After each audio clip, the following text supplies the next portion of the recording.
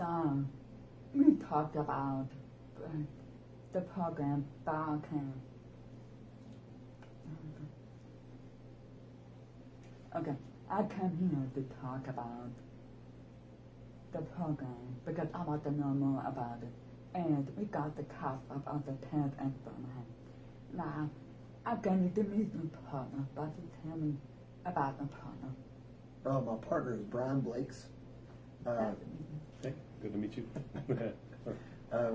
We've been firefighters together for 7 years, and he started with the program a little over 1 year ago, and he was a very welcomed addition to the program. If it wasn't for him, we would not be where we are now. Yeah. So I have to say that. So, Father, tell me about importance of the program. Tell you about my importance.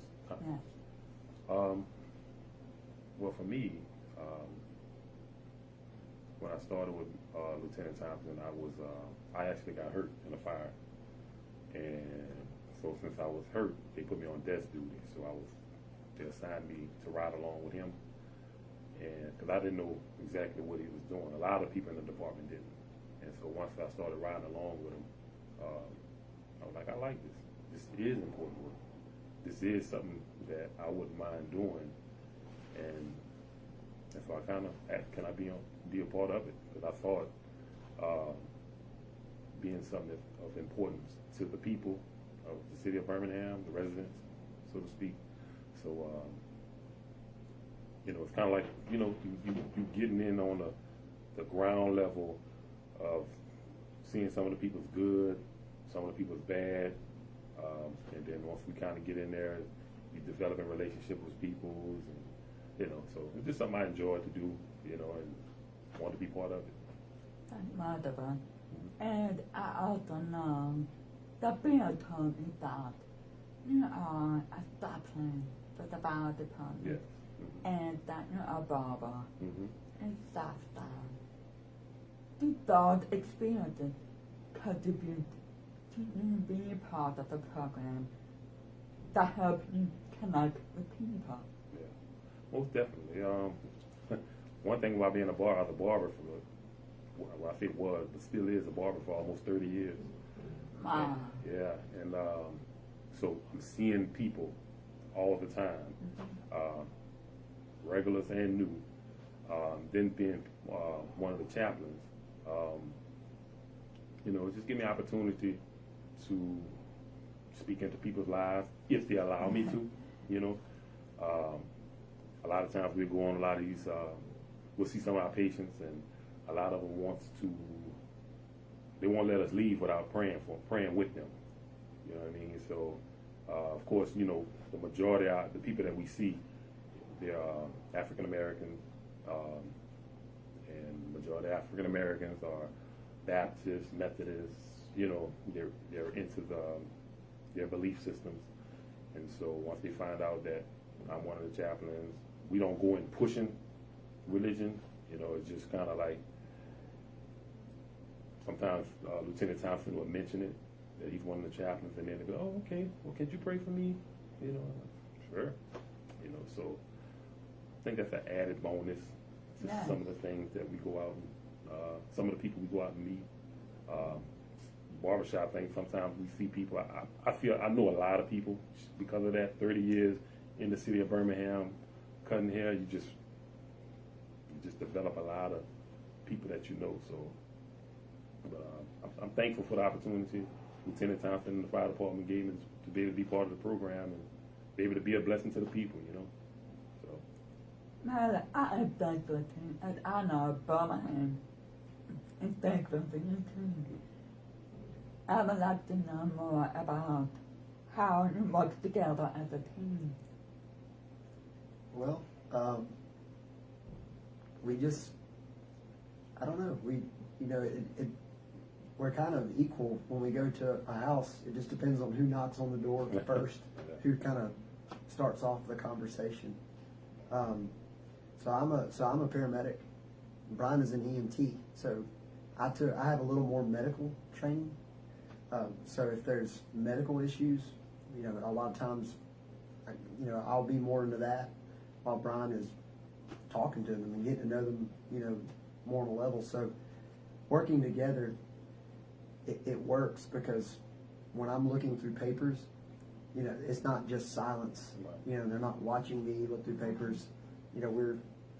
Or if Brian is making a phone call for them, trying to, find a resource, they're not just waiting on Brian. I can get to know them. So it's we work together really well because we fill in the space. Kind of back each other up, and also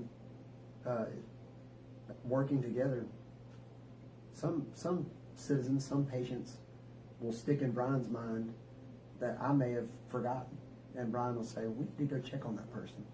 And if I'm off or away, or he's out in the community and just thinks about somebody, he'll stop in, and he's helped a lot of people just by thinking, you know what, you're on my mind today, and he'll stop. And there's one person in particular I can say that he did that with, and she needed help. She didn't call. He just thought about her and went by her house, and she was in need of help that day. And so, it's like I said, it's a big community, a lot of different things we're trying to help with. So I think we both kind of look at it, I wouldn't say differently because we both care equally, but just having different eyes, Right. And plus, Brian, like you said, he's been a barber in this community for so long. There's so many things that he knows about, and just, I don't know, just he knows this community, probably better than me. But I don't know, and his eye on the community has been very valuable. So. Yeah, I could see that. I could tell. Right. But the inside, I could tell that it's very battle. Yeah. That you have the connection in the community.